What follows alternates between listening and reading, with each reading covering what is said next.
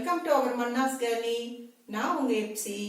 இன்னைக்கு நாம பார்க்க போற ரெசிபி ஒரு சுவையான கருவேப்பிலை தொக்கு.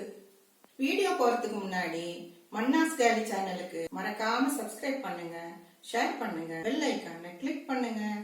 கருவேப்பிலை தொக்கு செய்ய தேவையான பொருட்கள்: 2 பிடி கருவேப்பிலைய வாஷ் பண்ணி வச்சிருக்கேன். ஒரு லெமன் சைஸ்ல புளி, காஞ்ச மிளகாய் 7, கடுகு சிறிதளவு, 1/2 டீஸ்பூன் உளுத்தம்பருப்பு, தேவையான அளவு நல்லெண்ணெய், 1/4 டீஸ்பூன் மிளகு, சிறிதளவு வெல்லம். முதல்ல ஒரு மிக்ஸி ஜார் எடுத்துக்கணும். இதில் எடுத்து வச்ச 2 பிடி கருவேப்பிலையும் போட்டுக்கணும்.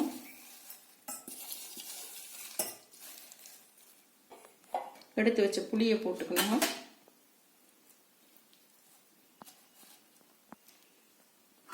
ஏழு மிளகாயும் போட்டுக்கணும். 1/4 டீஸ்பூன் மிளகையும் போட்டுக்கணும். கொஞ்சம் தண்ணி விட்டு நைஸ் பேஸ்டா அரைச்சி எடுத்துக்கணும். கருவேப்பிலை பேஸ்ட் நைஸா அரைச்சிட்டேன். இப்போ கடாயை நல்லா சூடு பண்ணிட்டேன். இதுல 4 டேபிள் ஸ்பூன் அளவு நல்லெண்ணெய் தான் ஊற்றணும். அப்பதான் டேஸ்டா இருக்கும். எண்ணெய் சூடான பிறகு கடுகு போடுறேன். கடுகு வெடிக்கட்டும். இப்போ உளுத்தம்பருப்பு போடுறேன், 1/2 டீஸ்பூன். இப்போ அரைச்சி வச்ச கருவேப்பிலை பேஸ்ட்டை இதில் போட்டு நல்லா கலக்கணும். தேவையான அளவு உப்பும் இப்பவே போட்டுக்கணும்.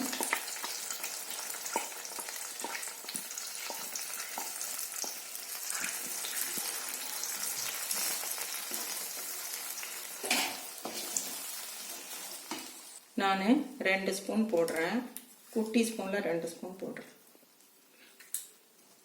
தேவையான அளவு உப்பு நீங்கள் பார்த்து போட்டுக்கோங்க. இதில் இப்போ கொஞ்சம் பெருங்காய பொடி போட்டுக்கிறேன். இப்போ நல்லா கலக்கி விடணும். அடி பிடிக்காம நல்லா கலக்கிட்டே இருக்கணும். கொஞ்சம் மூடி வச்சுட்டு எடுத்து பார்த்துக்கிட்டு கலக்கிட்டே இருந்தா தொக்கு நல்லா எண்ணெய் எல்லாம் மேலே வரும். இப்போ பாருங்க, மூடி வைக்கிறேன். இப்போ பாருங்க, ஓப்பன் பண்றேன். எப்படி கொதிக்குது பாருங்க. அடியில் மட்டும் பிடிக்கவே கூடாது. ரொம்ப கேர்ஃபுல்லாக கலக்கிட்டே இருக்கணும். பார்த்து கலக்கிட்டே இருக்கணும். தொக்கு மாதிரி வரும். அது வரைக்கும் இதே மாதிரி கலக்கணும். இப்போ பாருங்க, ஓப்பன் பண்ணியிருக்கேன். 10 மினிட்ஸ் ஆயிடுச்சு. பாருங்க, ஓரளவுக்கு ரெடி ஆயிடுச்சு. இன்னும் ஒரு 5 மினிட்ஸ் மூடி வச்சிருந்தா ஏறக்குறைய ரெடி ஆகிடும். இந்த பாருங்க, எண்ணெய் வருது பார்த்தீங்களா, பிரிஞ்சு மேலே. இன்னும் கொஞ்சம் வரணும்.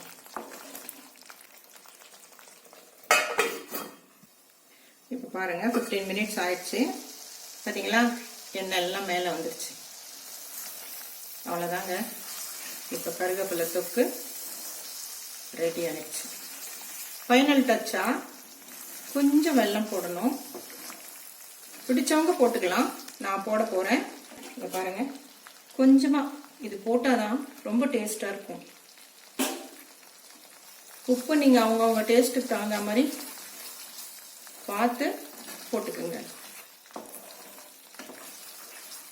நம்ம போட்ட அளவுக்கு 15 நிமிஷத்துல கருவேப்பிலை தொக்கு ரெடி ஆயிடுச்சு.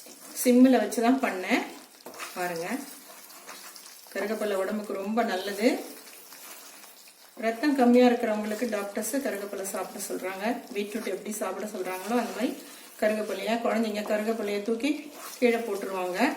இந்த மாதிரி பண்ணி கொடுத்தீங்கன்னா சாதம் போட்டு பிசைஞ்சு பாக்ஸில் போட்டு ஸ்கூலுக்கு கொடுத்து அனுப்பலாம்.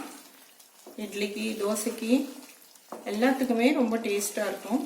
அவ்வளோதாங்க, சூப்பரான டேஸ்டியான கருவேப்பிலை தொக்கு ரெடி ஆயிடுச்சு. இப்போ இதை ஒரு வெசில்ல ட்ரான்ஸ்ஃபர் பண்ணி வைக்கலாம். எவ்வளோ அளவு வந்திருக்குன்னு நீங்க பார்த்துக்குங்க. நான் ட்ரான்ஸ்ஃபர் பண்ணி காட்டுறேன். சுவையான கருவேப்பிலை தொக்கு ரெடி. எல்லாரும் ட்ரை பண்ணி கமெண்ட் பண்ணுங்க.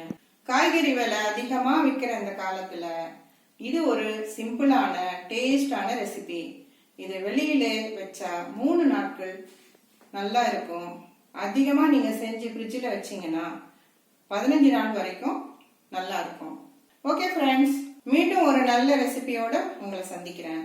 மறக்காம சப்ஸ்கிரைப் பண்ணுங்க, ஷேர் பண்ணுங்க, பெல் ஐக்கானை கிளிக் பண்ணுங்க.